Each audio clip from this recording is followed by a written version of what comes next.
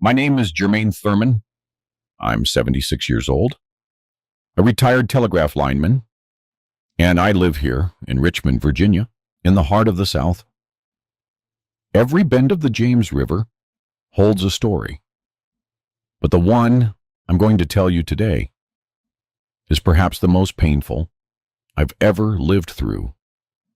It's a wound that, though scarred over, still aches when the memories return.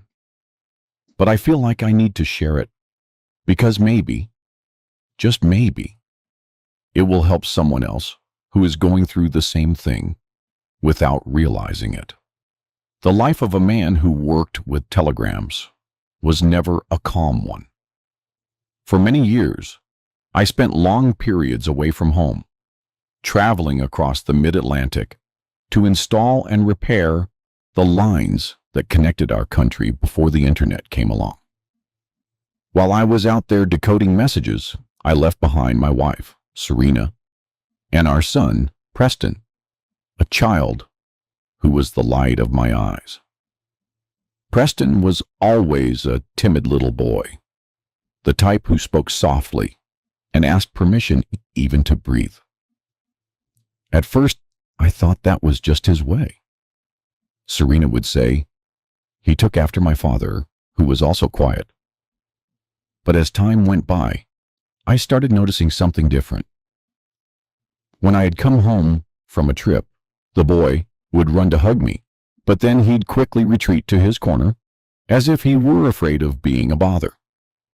"It's just a phase," Serena would say. "Just kid stuff," she'd repeat every time I commented on his behavior. His grades in school weren't what they used to be. The teacher sent home notes saying he was distracted, that he wasn't participating in activities like before. I confess that with the long hours spent deciphering codes and signals, I ended up believing it was just a phase. One thing that seemed kind of sweet to me was how religious Serena had become. Every night, exactly at 9 o'clock, she would take Preston to the bedroom and say it was time for prayer. "I'm teaching him values," she'd say proudly. The door was always closed because, according to her, it was an intimate moment between mother and son, a special connection. I, a simple man raised on collard greens and cornbread since childhood, respected it. I even found that dedication beautiful. But something bothered me. Preston, who was already quiet, became even more withdrawn after those times. On one occasion, when I mentioned I would have to travel the next day to fix a telegraph line in New York City, I saw a terror in his eyes that I couldn't explain. He looked at his mother with a fear that chilled me to the bone, like the cold water of the James River. "Dad, do you really have to go?" he asked, his voice cracking. "It's his job, boy. Stop being silly," Serena answered, before I could say anything. That night, Preston hugged me tighter than usual when I put him to bed and said something that should have set off an alarm in my head. "When you're not here, Mom changes." If you're enjoying my story, please hit the like button to cheer up this old heart. Subscribe to the channel so you don't miss my next life stories. And tell me in the comments where you're watching this video from and what time it is there now. It makes me happy to know from what corner of the country and at what moment of the day you're listening to me. In my mind, it was just a son missing his father. How wrong I was, how blind I was for so long. Life on the road made me miss a lot of things, but I never imagined I was missing something so serious, happening right under my own roof, beneath the red asphalt shingles of that house by the river. My childhood was very different from Preston's. I was born and raised in the Outer Banks of North Carolina, where the sky is bluer than anywhere else. Son of a fisherman, I learned early to respect the oceans and the animals. My father, a man of few words, taught me more by example than by sermons. When he came back from fishing, he always brought a flounder, a striped bass, sometimes even a big drumfish that barely fit in the boat. Our house was simple, with dirt floors and a roof that sang when the rain poured down hard. Mom made the best seafood chowder in the region and roasted sweet potatoes over the coals while telling stories of the folks up north. On full moon nights, we'd sit on the porch to hear the call of the night birds, the croaking of the frogs, the symphony of the coast that never hushes. In school, I was shy, but not out of fear. It was more out of admiration. I was captivated by letters, by numbers, by stories of distant places. Ms. Beverly, my teacher, God rest her soul, noticed my interest and started teaching me Morse code when she found out I wanted to be a telegraph operator. Germaine has the gift of communication, she'd tell my mother, who smiled proudly while braiding straw to make baskets. I learned the letters and numbers in code. I practiced by tapping my finger on the table, using a flashlight at night, whistling the signals while fishing with Dad. Those dots and dashes fascinated me. It was like I could talk to the world without opening my mouth. Incredible.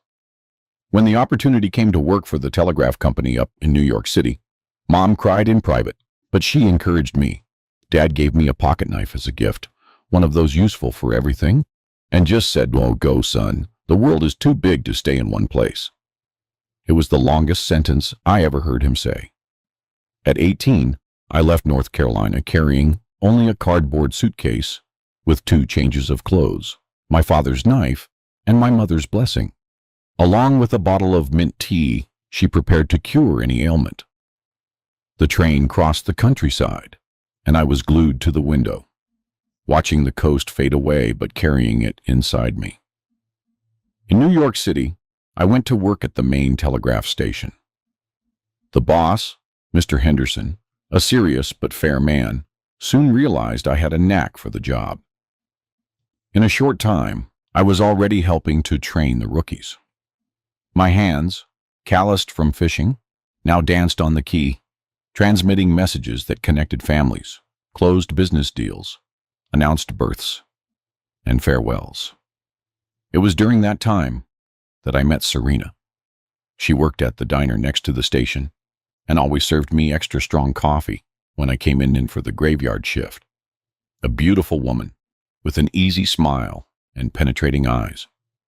We talked about everything, about the starry sky back in North Carolina, about the floods of the James River, about the books she liked to read. Unlike me, Serena had studied quite a bit. She spoke beautifully, knew poetry, dreamed of being a teacher someday. I fell in love with that intelligence, that determined way she had.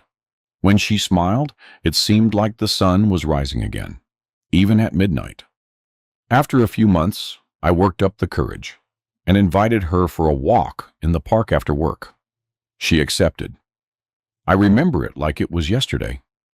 She was wearing a light blue dress, a flower in her hair, and jasmine perfume.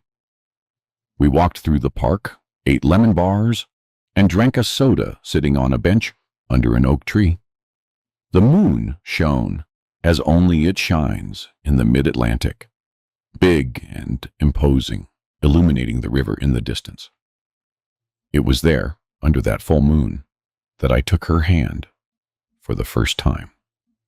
My heart was pounding faster than the telegraph during heavy rain, when messages piled up. Little did I know that those hands, so soft that night, would one day be instruments of so much pain for our son. How could I imagine that that voice that recited Langston Hughes's verses with such sweetness would one day utter such cruel words? Life has those ironies that you only understand when it's too late. But back then, everything was hope and dreams. The meetings in the park turned into boat rides on the lake, visits to the Sunday market, and attending local church festivals with bonfires and traditional gospel music. Serena loved to dance. She'd spin like a top to the rhythm. She would pull me by the hand while I, shy as I'd always been, tried to follow her steps. When I asked for Serena's hand in marriage, I did it the traditional way. I went to talk to her father, Mr. Wallace, a respected shop owner in the city. I was shaking from head to toe, but I kept my composure. "I want to marry your daughter, sir. I'm a hard worker. I have a steady job with the utility company, and I love Serena more than anything in this life." Mr. Wallace looked me up and down, lit his pipe, and said, "Northern boy, huh? Good hard-working folk. My daughter deserves the best." He paused for what seemed like an eternity, blew out a puff of smoke, and finished, "If she wants you, you have my blessing." The wedding was simple in the small community church. Serena was beautiful, in a white dress sewn by her mother. I was nervous in a borrowed suit, but happier than I'd ever been. The reception was in her parents' backyard with barbecue, potato salad, fried catfish, and even a small band playing old R&B tunes. That rhythm of ours, the music of the South, that makes anyone move their feet. We started our married life in a rented apartment near the station. We didn't have much, but we had each other, and that seemed like enough. Serena got a job as an assistant at a school, the first step toward realizing her dream of being a teacher. I continued at the telegraph office, now with more responsibilities and a slightly better salary. Life went on its quiet course, like the waters of the James River on calm days. Until one day, Serena gave me the news that would change everything. We were expecting a child. The happiness I felt at that moment is beyond words. I was going to be a father, a little piece of me and her, a new life that would bring even more meaning to our existence. I was prepared to be a father. I would know how to protect my son from all the dangers in the world. Life would soon teach me that danger doesn't always come from outside. Sometimes it's right under our noses, inside our own home, hidden in the person we least expect. Serena's pregnancy was a period of ups and downs. At first, she felt sick all day. The smell of food made her nauseous. She cried over the smallest things. I did everything I could to please her. I looked for fresh sweet potato pies at the market. I prepared the mint tea that my mother said was good for calming things down. I massaged her swollen feet after a day of work. As her belly grew, Serena became more beautiful and more irritable at the same time. She complained that she was fat, that she wouldn't be able to teach anymore, that our apartment was too small for a baby. I tried to calm her down. I told her everything would be fine, that we were in this together. "Don't you understand, Jermaine? You're not the one carrying this child." She'd yell sometimes, slamming the bedroom door and leaving me confused in the living room, wondering what I had done wrong. The midwife, Mrs. Green, a wise woman who had delivered half the children in the city, reassured me. "That's just how it is, Mr. Thurman. Women get a little strange when they're expecting the hormones, you know? Just be patient." And I had patience. It was never a problem for me. In the telegraph office, you learn to wait for the right moment, to calmly decipher messages, to find meaning in the signals.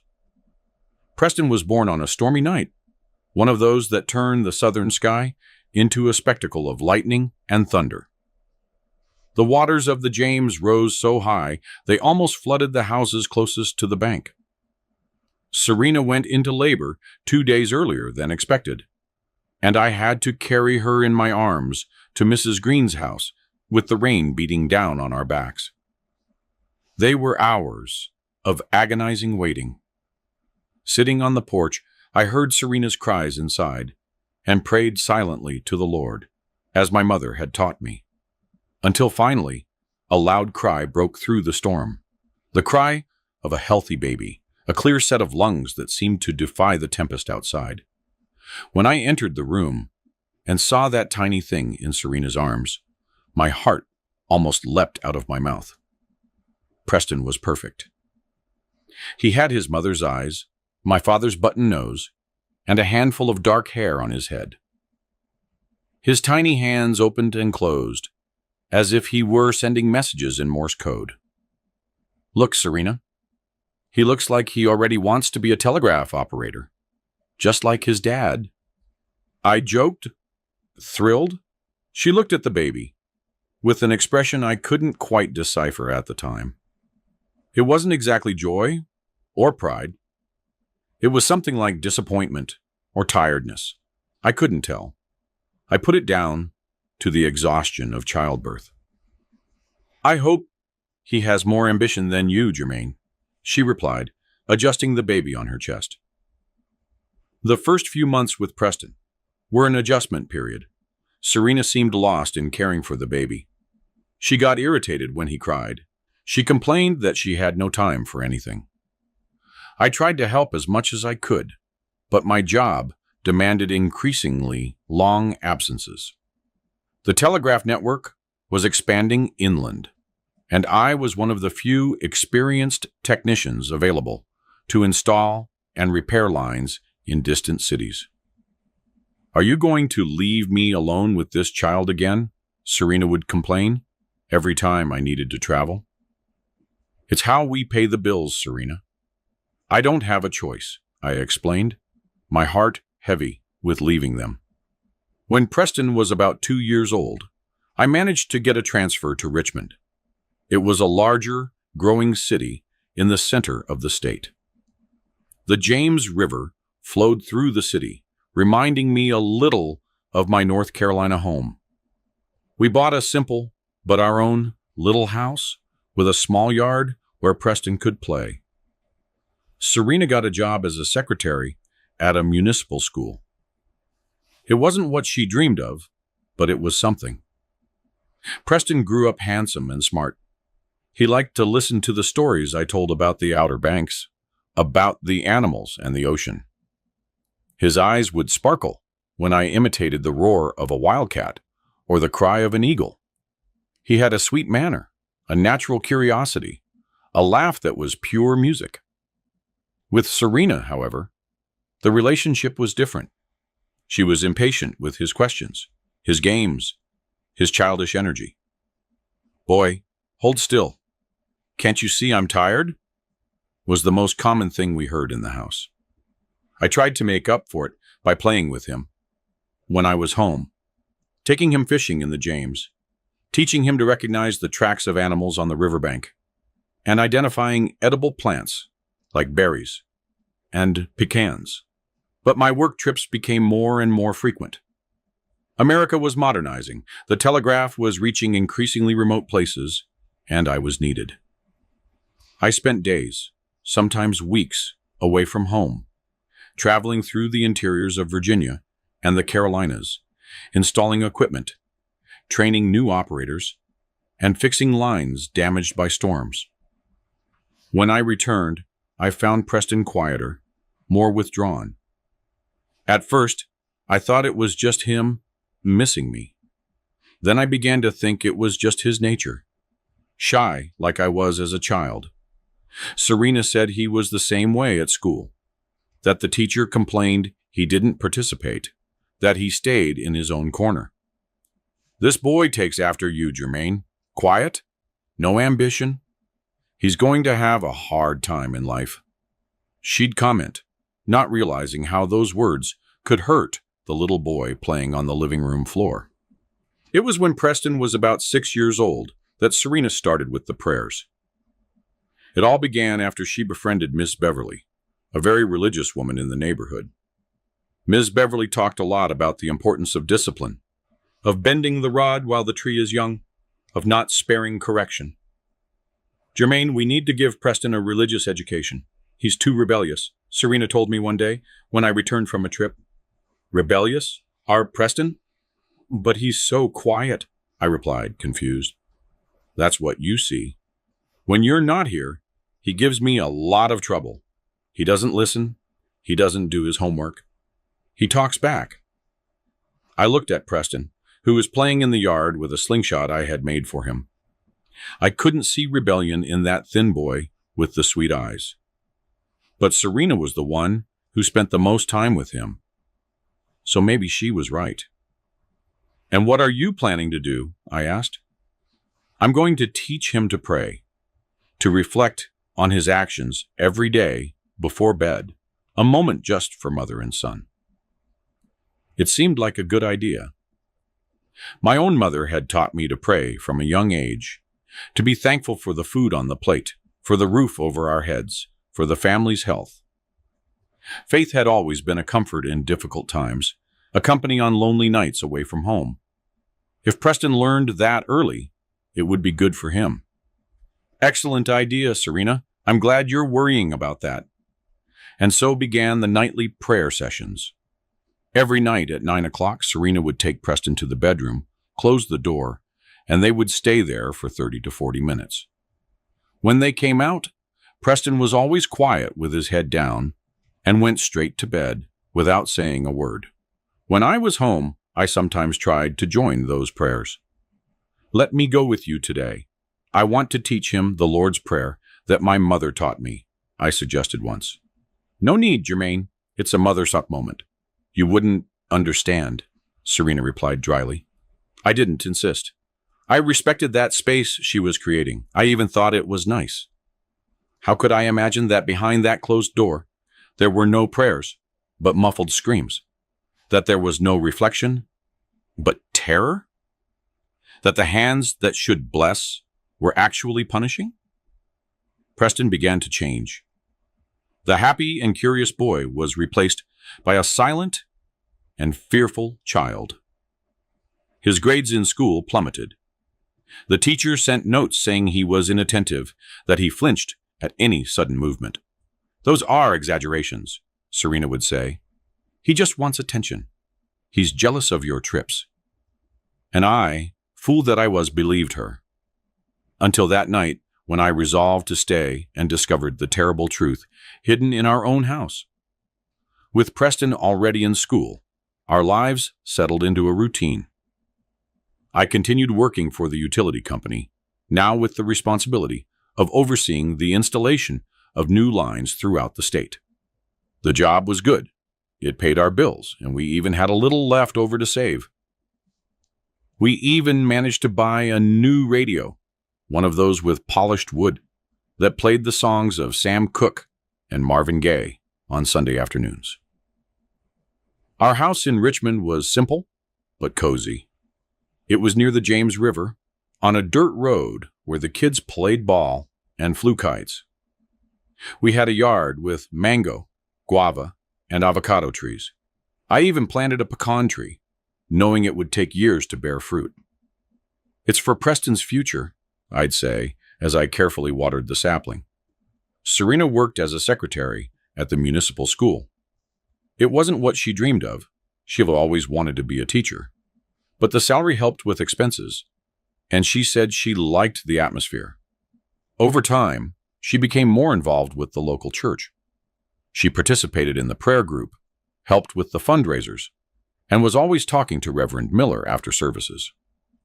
Religion is doing me a lot of good, Jermaine, she'd say, and I was happy for her. My own faith was always quieter, the kind you practice every day without much display. I learned from my father that God is more in the actions than in the words. Preston was growing up, now about 8 years old. In school, he was an average student, neither the best nor the worst. He especially liked science classes when the teacher talked about animals and plants. At home, he spent hours leafing through an old encyclopedia I bought from a street vendor, fascinated by the colorful pictures of exotic animals. This boy is going to be a biologist, I joked proudly. A biologist. And what's he going to earn with that? Barely enough to eat. Serena responded, cutting off my enthusiasm. On my days off, I took Preston fishing in the James. Sitting on the riverbank with our makeshift bamboo rods, we spent hours talking. Or rather, I talked, and he listened, with those attentive eyes that seemed to absorb every word. "Dad, tell me again what North Carolina is like," he'd ask. And I'd describe the arid fields, the flocks of eagles that looked like clouds in the blue sky, the bobcats that drank water at dusk, the lizards sunning themselves on the banks.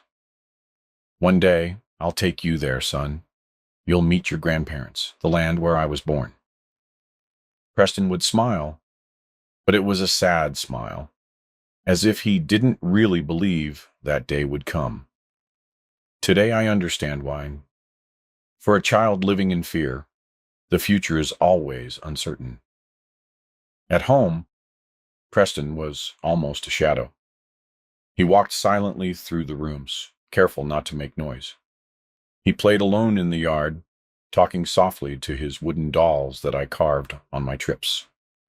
When Serena came home from work, he'd already run to put away his toys to leave everything tidy. "At least you do that much right," she'd say, never a full compliment, always with a criticism.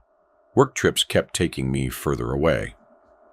The country was growing, new cities were popping up, and communication was vital. I started being away for 2-3 weeks straight. When I came back, I noticed small changes in Preston. A more guarded look, a start when I raised my voice to call Serena, a tremor in his hands when serving himself at the table. "What's wrong with him?" I asked once. "Nothing. He's just shy. He takes after you," Serena responded. And the matter died there. On one of those returns home, after almost a month installing telegraph lines in the northern part of the state, I found Preston with a purple bruise on his arm. "What happened there, son?" I asked, concerned. Before he could answer, Serena intervened. "He fell out of the tree in the schoolyard. I've told him 1,000 times not to climb trees, but this boy won't listen to me." Preston lowered his eyes, confirming with an almost imperceptible nod. I believed her, of course. Why wouldn't I? Kids fall, they get hurt. It's part of childhood. I myself had eternally scraped knees when I was a boy. What I didn't know was that mark was just the tip of the iceberg. That under his clothes, other marks were hidden. Marks of a violence I couldn't even imagine, happening in my own house. Our family life looked normal to outsiders. On Sundays, we went to church together. Afterward, we had lunch at Mrs. Hayes' house, who made the best peach cobbler in town. Preston played with her children, always quieter than the other kids, always the last to join the games, always the first to want to leave. "That boy sure is strange," commented Mr. Davis, Mrs. Hayes' husband. "He looks afraid of his own shadow." "It's his way," I'd defend him. "Not everyone has to be loud." Deep down, however, I too was starting to worry. As Preston grew, he seemed to close in on himself instead of opening up to the world, as is natural for children. When he saw me packing my suitcase for another trip, his eyes filled with a terror I didn't understand. "I'll bring you a nice gift," I'd promise, trying to cheer him up. "I don't need gifts, Dad. Just come back soon," he'd reply, with an urgency in his voice that squeezed my heart. It was during this time that the nightly prayers became more frequent and longer. If before they happened 2 or 3 times a week, now they were daily. Bang. If before they lasted half an hour, now they extended for almost an hour. "Preston needs more spiritual guidance," Serena explained. "He's being very rebellious at school." The teacher's notes, however, said the opposite. "Preston is extremely quiet and submissive. I worry about his lack of initiative and his constant fear of making mistakes. When I showed this to Serena, she shrugged. It's because he knows how to behave at school. It's different at home. His grades began to fall. From an average student, he started having difficulties in almost every subject. His handwriting, which used to be so nice, became shaky, almost illegible. At school meetings, Principal Evans showed concern. Has something happened with Preston? He always looks tired, scared. He doesn't play at recess. He doesn't talk to his classmates. It's just a phase, Serena would reply with that smile that fooled anyone. We're handling it. Don't worry. I blamed myself for my absences. Maybe if I were more present, Preston wouldn't be having these difficulties. I talked to my boss, asked to reduce my travel to be closer to home. I got a better schedule that allowed me to come back every 10 days. In the first few weeks of this new routine, I noticed a change in Preston. He smiled more when I was home. He told me things about school. He even showed me a drawing he'd made in art class. A family of fish in the river, swimming together. That's the three of us, he explained, pointing to the fish. The big one is you, Dad. The medium one is Mom. And the little one is me. And why are we in the river? I asked, curious. Because in the river we're free. We can swim wherever we want. Those words touched me deeply, although I didn't fully understand their meaning at the time.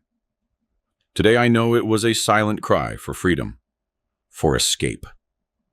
Serena seemed uncomfortable with my more constant presence. The prayers with Preston continued. But she would wait until I was distracted watching the evening news or fixing some appliance in the laundry room. You can pray here in the living room with me, I suggested one night. No, Jermaine, it's our moment. You wouldn't understand, she insisted, with a firmness that allowed no argument. And so, even more physically present, I remained excluded from that part of my son's life. I remained blind to what was happening behind that closed door, to the terror my son lived through almost every night, until that night came, the night that changed everything, that opened my eyes to a reality I refused to see, which was there under my nose all along. The night I finally heard the scream. It was a typical Wednesday night in Richmond, hot during the day and with a cool breeze at night. I had returned from a short trip to New York City, where I participated in a training session on new equipment. I was tired, but happy to be home earlier than expected. Serena wasn't expecting me back that night. According to my schedule, I was only supposed to arrive on Thursday, but I caught a ride with a truck driver heading toward Richmond and moved up my return. I arrived home around 8 o'clock. The lights were on, but no one appeared to greet me when I knocked on the door. Strange, I thought. I used my key and slipped in silently. I heard voices coming from the kitchen. Serena was speaking in a severe tone to Preston. You're going to have to pray double tonight. Understand? Your teacher told me you got every single math problem wrong. Everyone. How can you be so dense? I stood still in the hallway, unsure whether to interrupt or not. Something told me to wait, to observe. Sorry, Mom, I tried, but I couldn't remember how to do the division. Preston's voice was barely a whisper. You couldn't, because you don't pay attention. Your head is in the clouds, just like your father, who never amounted to anything in life. That hurt, but I remained silent. I wanted to understand what was going on before I made my presence known. Dad works hard, Mom. He brings money home. There was a sound of a slap on the table. Don't talk back to me. Who do you think you are? If your father were someone important, He wouldn't still be driving all over the state, fixing telegraph wires like some common laborer. "Sorry, Mom," Preston murmured again. I felt my blood boil, but I held myself back. This was not the time to confront Serena. I needed to understand first what happened when I wasn't around. I quietly retreated and left the house. I walked around the block and knocked on the door loudly, as if I were arriving at that exact moment. "Hey, I'm home early," I announced cheerfully. Serena appeared at the door with a forced smile. Preston came right behind her, and his eyes lit up when he saw me and received my hug. "Dad, you're back." "Oh, what a surprise, Jermaine. We weren't expecting you today," Serena said with a completely different tone of voice than the one I had heard minutes earlier. I caught a ride and got ahead of schedule. I missed my family. Dinner went on in a strange atmosphere.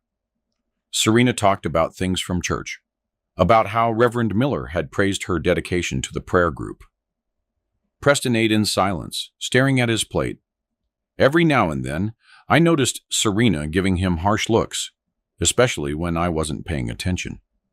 After dinner, Preston went to do his homework at the kitchen table. I stayed in the living room, pretending to watch TV, but in reality, I was watching the interaction between mother and son through the slightly open door. "Show me that homework," Serena demanded, snatching the notebook from Preston's hands. "It's all wrong again? You never learn." "Can I help, son?" I offered, getting up from the couch. Math was my favorite subject in school. Serena quickly closed the notebook. "No need, Jermaine.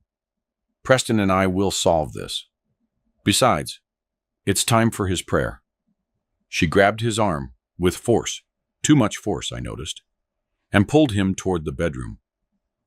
Preston gave me a look of plea that I was finally beginning to decipher. "Can I join the prayer tonight?" I asked, following them down the hallway. "I already told you no, Jermaine. It's our time. Go rest. You must be tired from the trip."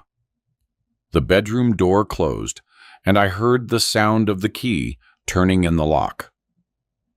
I stood there in the hallway for a few moments, confused and uneasy. Something was very wrong, but I still couldn't name it. I still didn't want to believe it. I went back to the living room and turned on the TV, turning up the volume. Then silently, I went back to the hallway and put my ear against the bedroom door. At first, I only heard murmurs, Serena's voice reciting something that seemed like a prayer, but I couldn't make out the words. Then her voice started to rise. "Repeat after me. I am a disobedient boy who needs correction." Preston's voice, shaky. "I am a disobedient boy who needs correction. I don't pay attention in school because I am lazy. I don't pay attention in school because—" Preston's voice failed. "Because you are lazy. Louder. I can't hear you. I don't pay attention in school because I am lazy." Preston's voice was now choked with tears.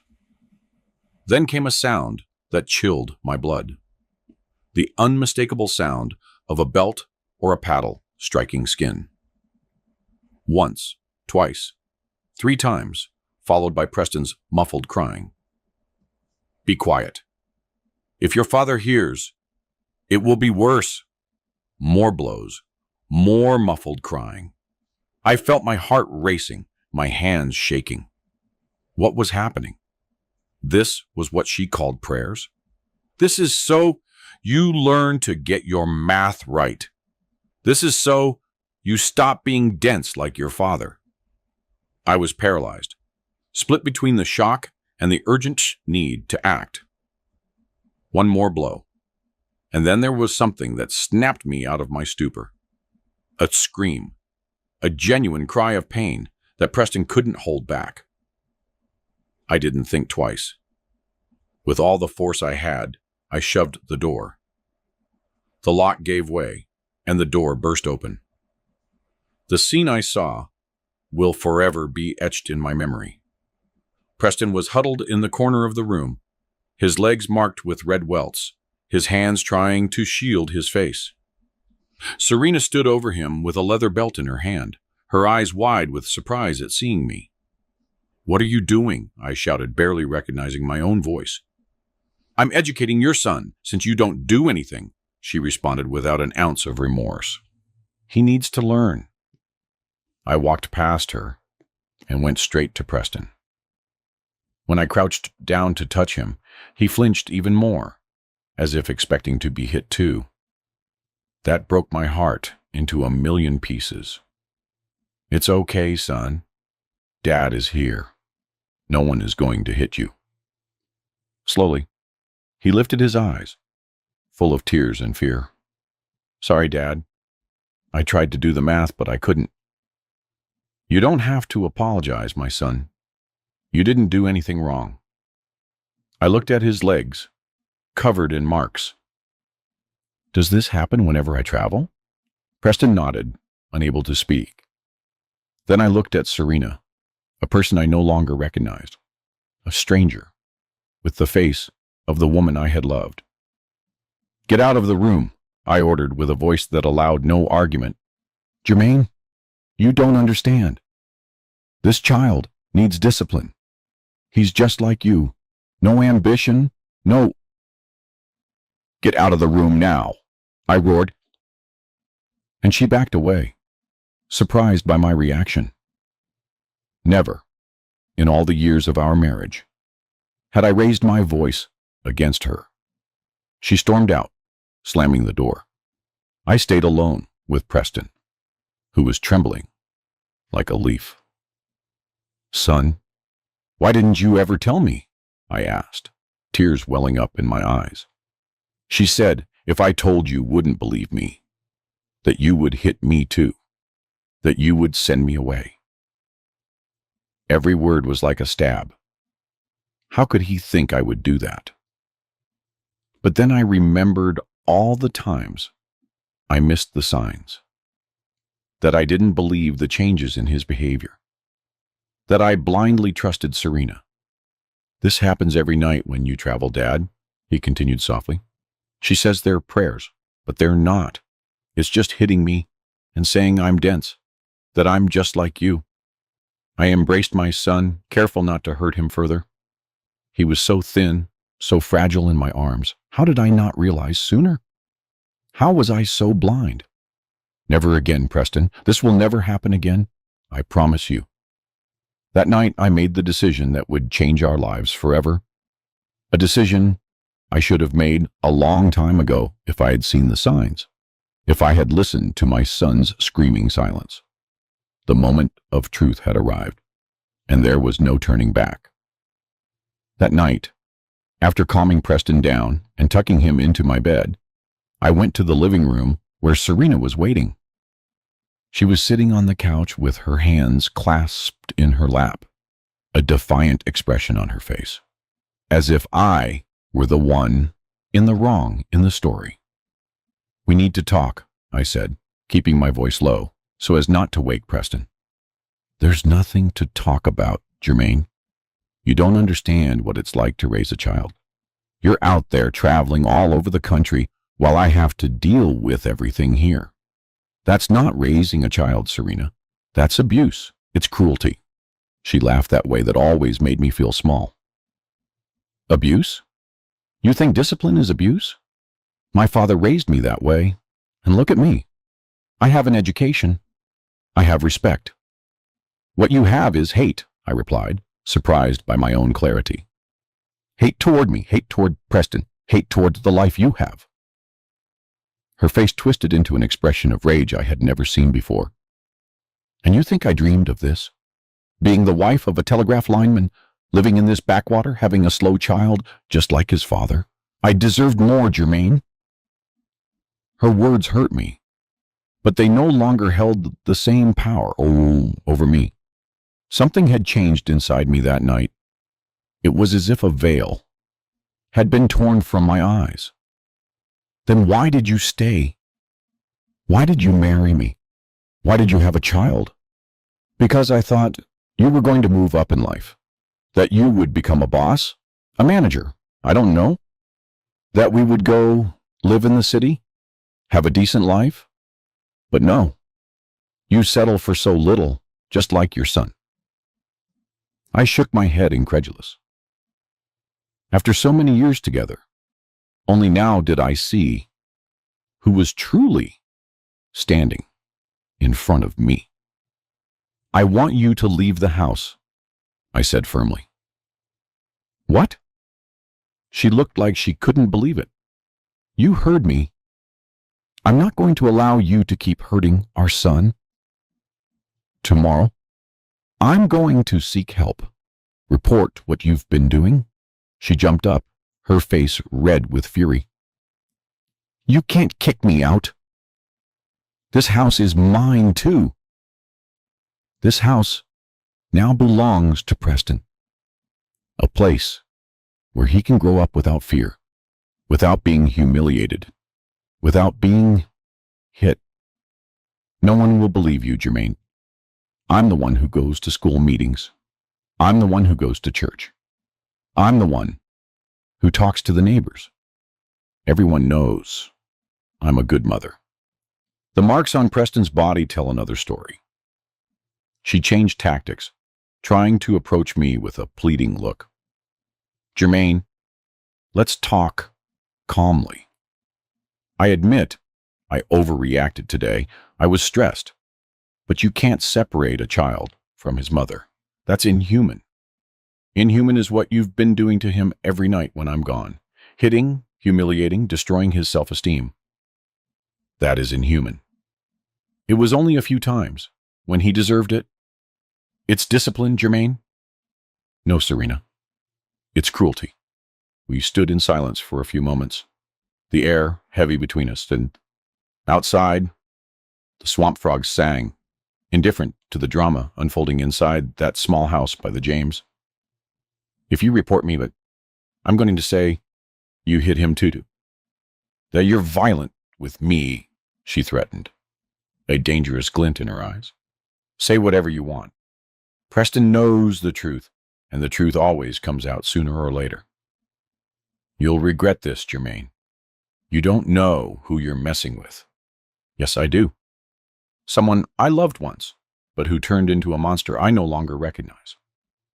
She grabbed her purse and stormed out, slamming the door, likely heading to a friend's house. I stood there in the living room, feeling a mixture of relief and terror. Relief for finally having faced the situation. Terror for what was to come. I knew it wouldn't be easy. I went back to the bedroom and found Preston awake, sitting up in bed, his eyes wide open. Mom left? He asked in a small voice. For now, yes. But we have a lot to talk about, son. I sat down next to him, and, for the first time, we had a real, unfiltered conversation. Slowly, Preston recounted everything that happened when I traveled. The prayers that were sessions of humiliation and violence. The punishments of going without food when he messed up his homework. The cruel words that destroyed his confidence day after day. She said I was dense, like you, Dad, he recounted, tears streaming down his face. That we would never amount to anything in life. That she regretted marrying you, regretted having me. Every word was a dagger in my chest. How can a father not perceive his own child's suffering? How was I so blind for so long? How long has this been happening, son? I think since forever, Dad. But it got worse when I started school. If I didn't get good grades, she got really mad. She said I was a family embarrassment. And why did you never tell me? He lowered his eyes.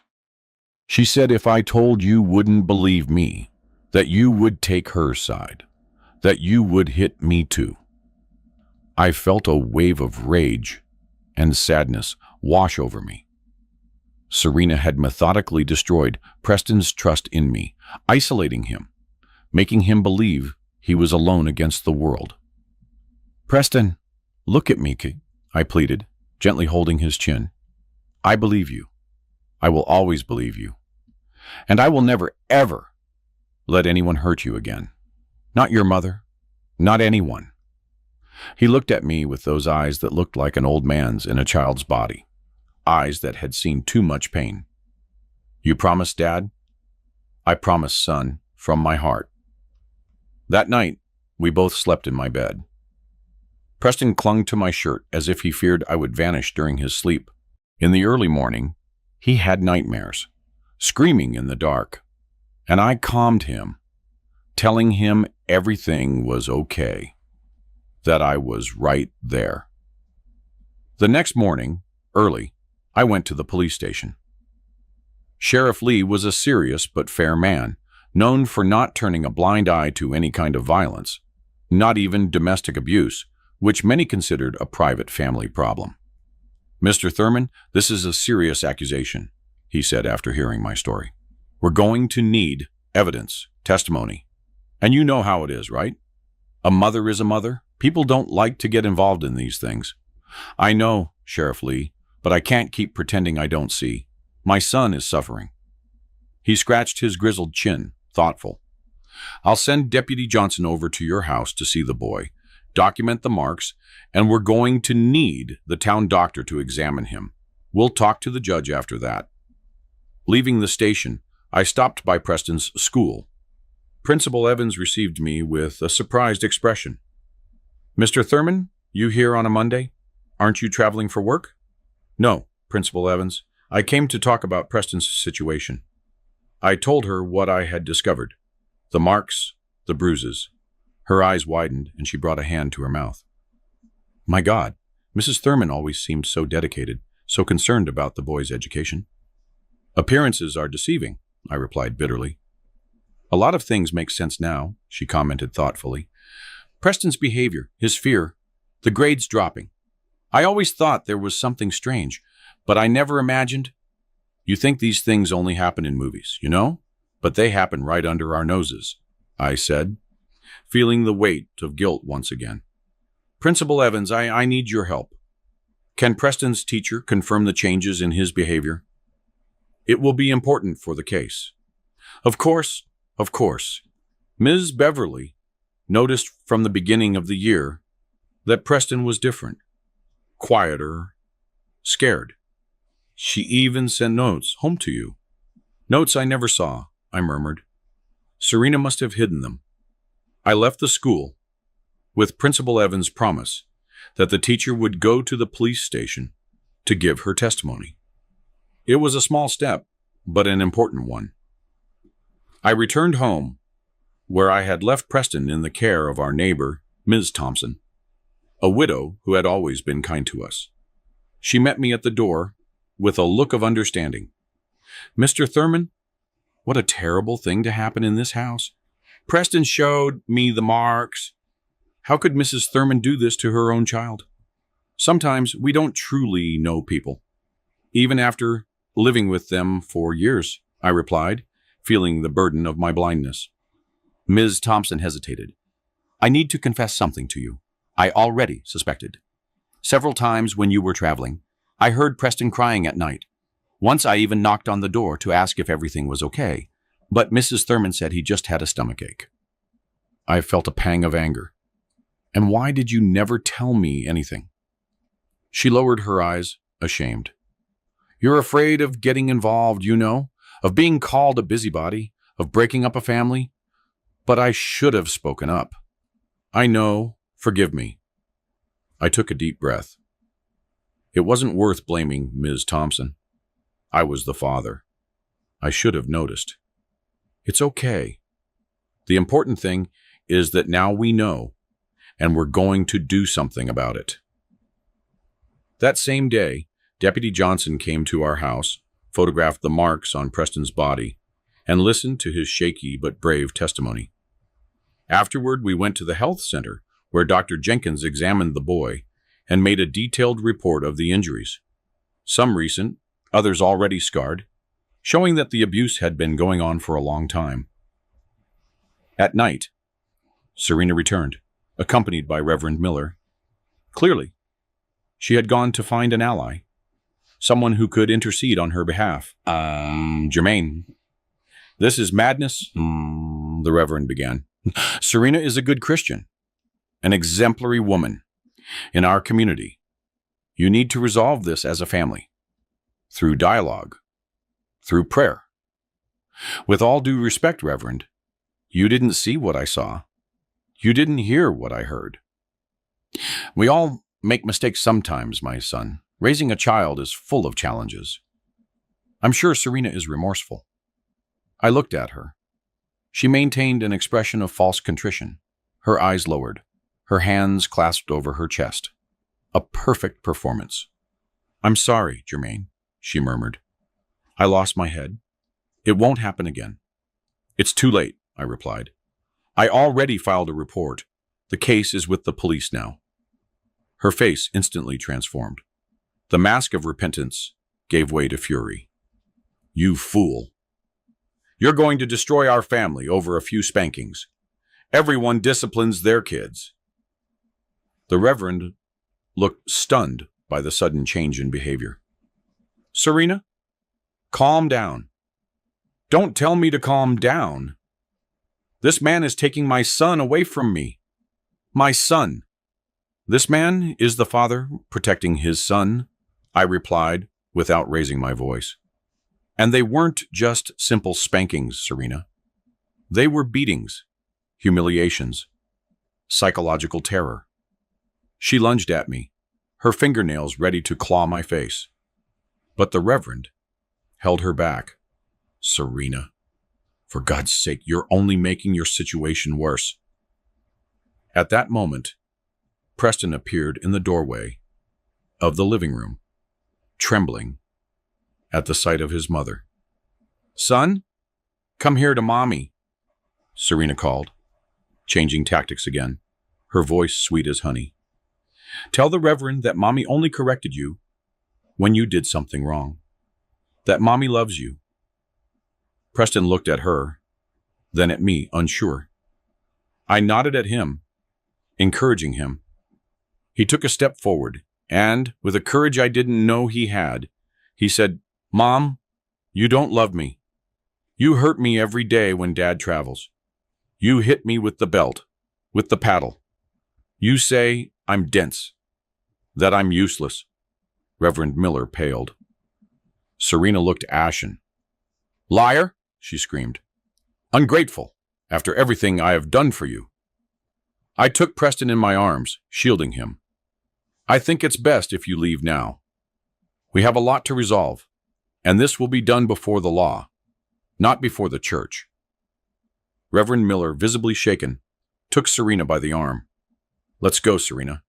We need to talk. After they left, I hugged Preston tightly. You were very brave, son. Very brave.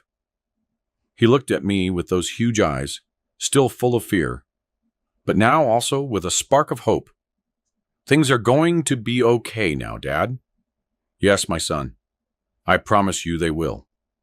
But I knew the battle had only just begun. The days that followed were intense. Our lives were turned upside down, like when the James overflows in major floods and sweeps everything away.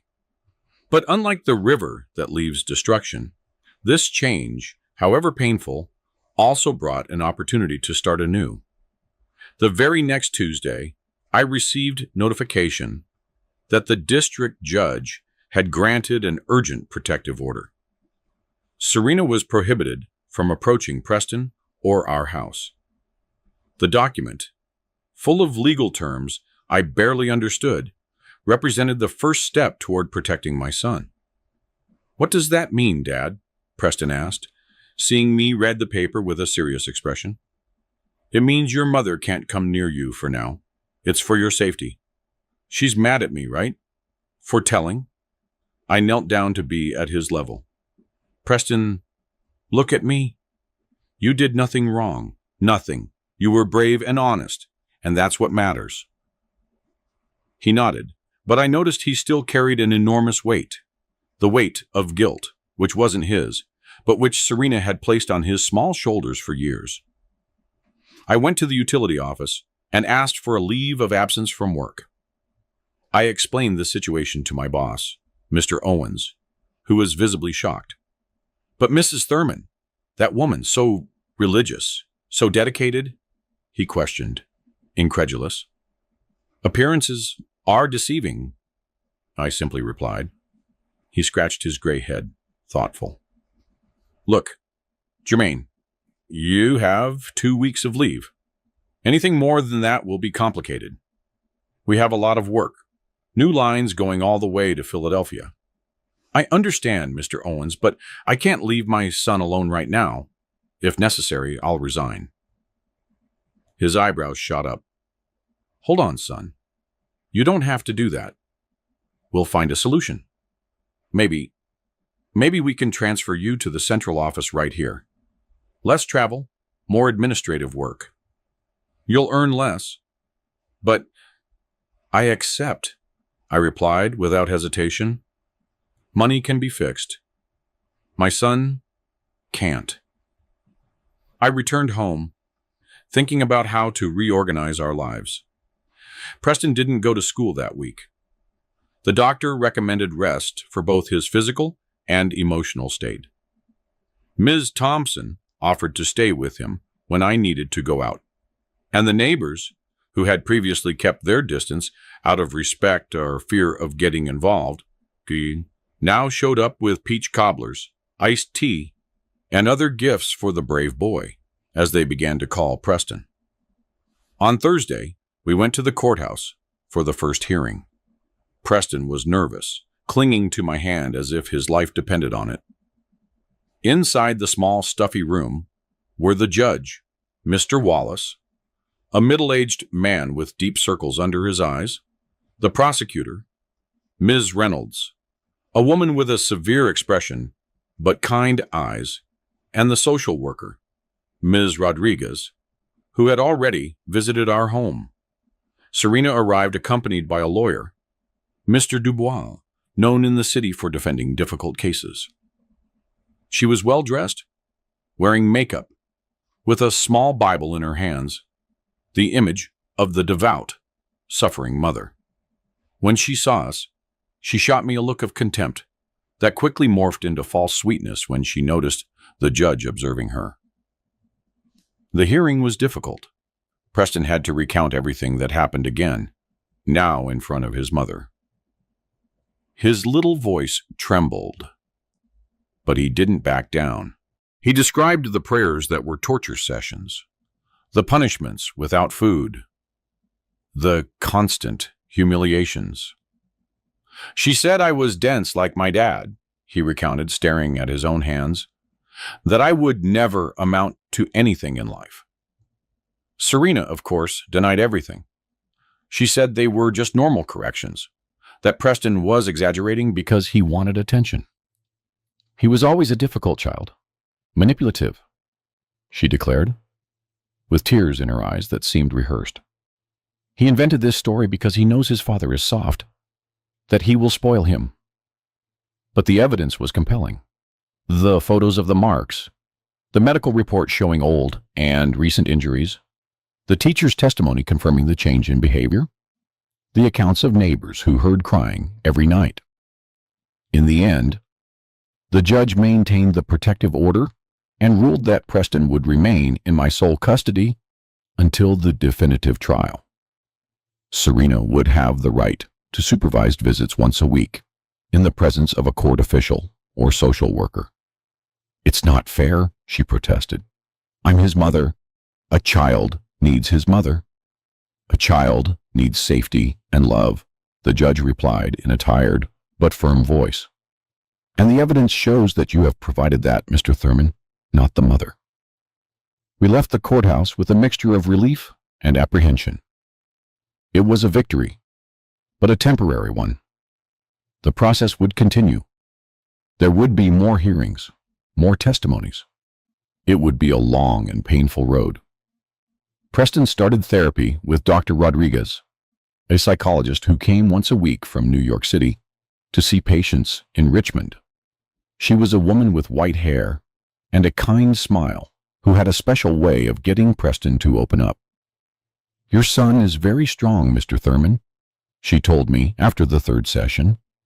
He has been through things that would break many adults, but he can still smile. He can still trust. That is extraordinary. He takes after my mother, I replied, feeling a lump in my throat. She was like that too. She went through storms, but always found a way to see the rainbow afterward. Slowly, our routine was established.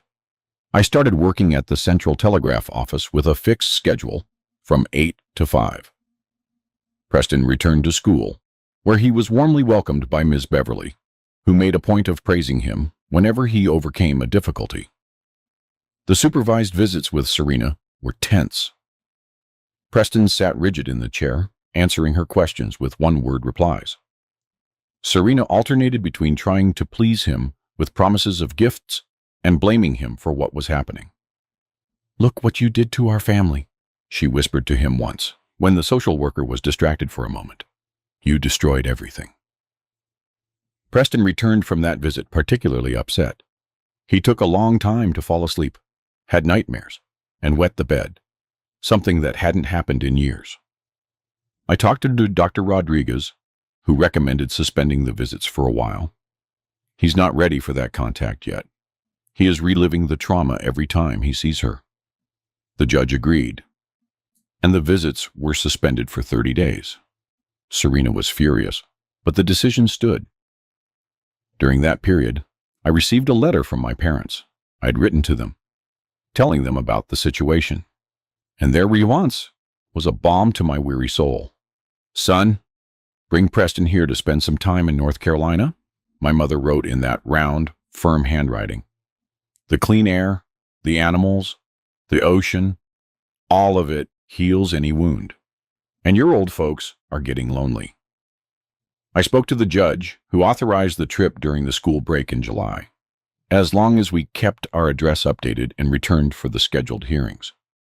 It was the best decision I made. Seeing Preston running through the North Carolina fields, fishing with my father, learning to make fried pies with my mother, watching the eagles with wide eyes. It was like watching a wilted flower come back to life after the rain. "Tell me the story again about the bobcat you found," he'd ask every night, sitting on the porch of the simple house where I grew up. And my father, a man of few words, would unfold into stories and tales for his grandson, doing different voices, gesticulating, revealing a side I didn't even know. "This boy brings out the best in a person," my mother commented while we prepared breakfast. "He has a special light, Jermaine, but he needs care, like a plant that was mistreated. I'm trying, Mom, but sometimes I feel so lost." She squeezed my hand with her calloused, hard-working one. "Son, you're doing the right thing. Protecting our children is the most important thing in the world. Your father and I are proud of you." We returned to Richmond refreshed. Preston was stronger, more confident, with a new spark in his eyes. His grades in school began to improve. At home, he started drawing again, telling stories, being a child again. The case in court continued its course. There were more hearings, more testimonies. Serena continued to deny everything, but her own attitudes betrayed her. During one particularly tense testimony, when she was confronted with the evidence, she lost control and screamed, "Yes, I hit him. It was for his own good, so he wouldn't be a failure like his father." The entire courtroom fell silent. Even her lawyer seemed shocked. That outburst sealed her fate. In September, 6 months after the night I discovered the truth, the judge issued the sentence. Serena would lose custody of Preston. She would still have the right to monthly supervised visits if Preston wished, but custody would be exclusively mine. Additionally, she was convicted of abuse with a 2-year sentence, which could be served under house arrest with community service. When the judge announced the decision, I felt an enormous weight lift from my shoulders. I looked at Preston sitting next to me and saw that he was crying silently. "Is everything okay, son?" I asked, concerned. He nodded, wiping his tears with his shirt sleeve. "I'm relieved, Dad. Just that." Leaving the courthouse, Preston surprised me with a question. "Dad, can we go live in North Carolina? With Grandpa and Grandma?" I smiled, ruffling his hair. "We can think about that, yes. But what about school? And your friends?" "I can study there. Friends. There are more animals there, more space. We can fish every day." The idea was tempting. Returning to my roots, raising my son in the same healthy environment where I grew up, near my aging parents. "I'm going to request a transfer to the North Carolina office," I decided. "It shouldn't be difficult since they need experienced people inland." Preston's eyes sparkled. "Really, Dad? We're going?" "Yes, son. A new start for the two of us." In the following weeks, we organized our move. I sold the house in Richmond with the judge's authorization, as part of it belonged to Serena.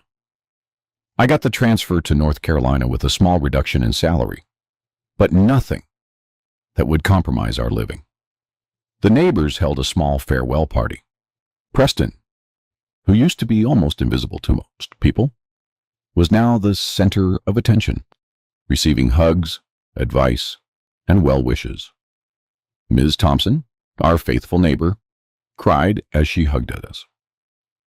"I'm going to miss both of you, but you're doing the right thing. Starting over, far from here." On the last day before leaving, Serena appeared at the door.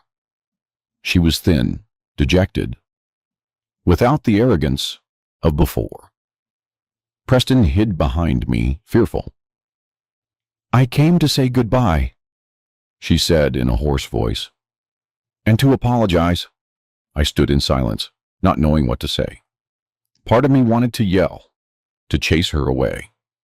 Another part saw a broken woman, possibly remorseful.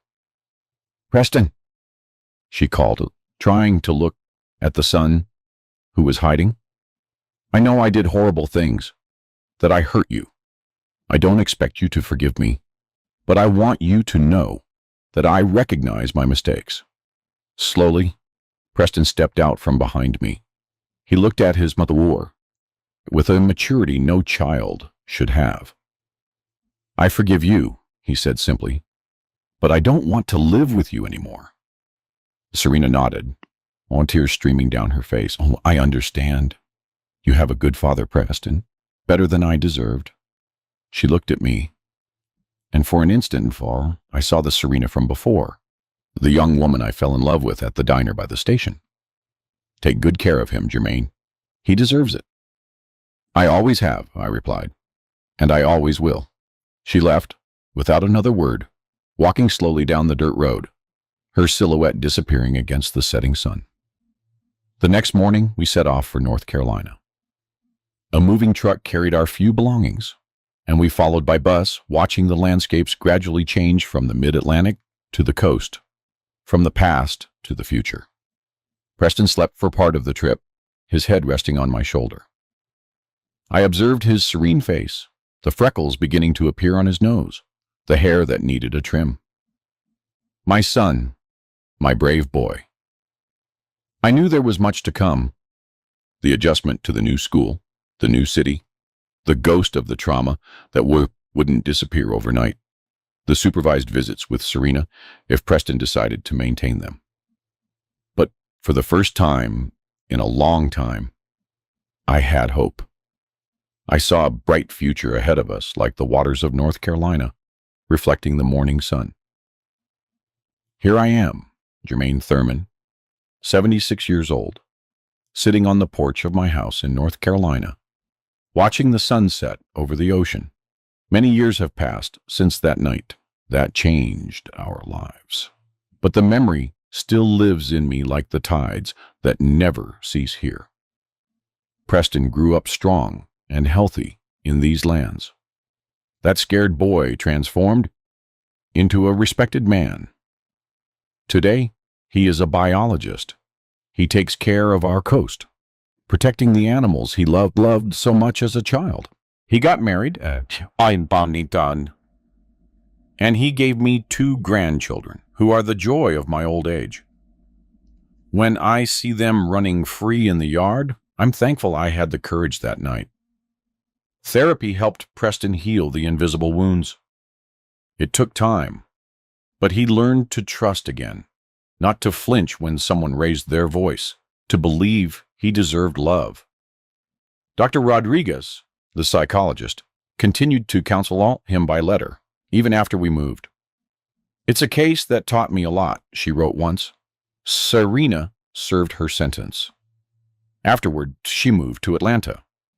In the first few years, she maintained contact through occasional letters. Preston responded to some, ignored others.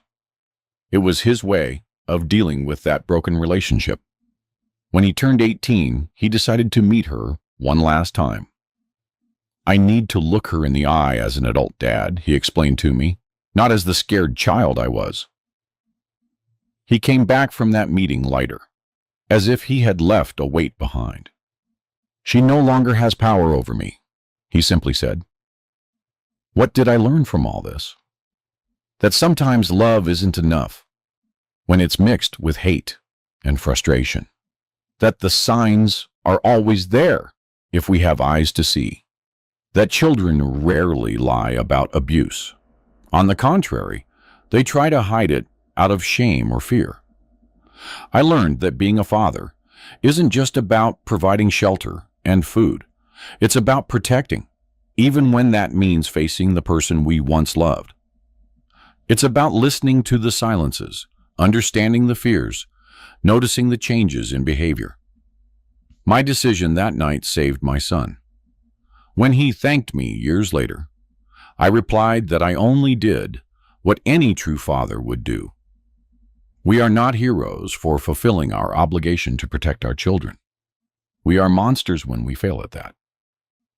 Today, when I see cases of abuse on television, my heart aches. How many children are suffering in silence right now? How many parents are blind as I was? How many neighbors hear the crying and turn their faces away? If my story serves to open someone's eyes, then it was worth telling.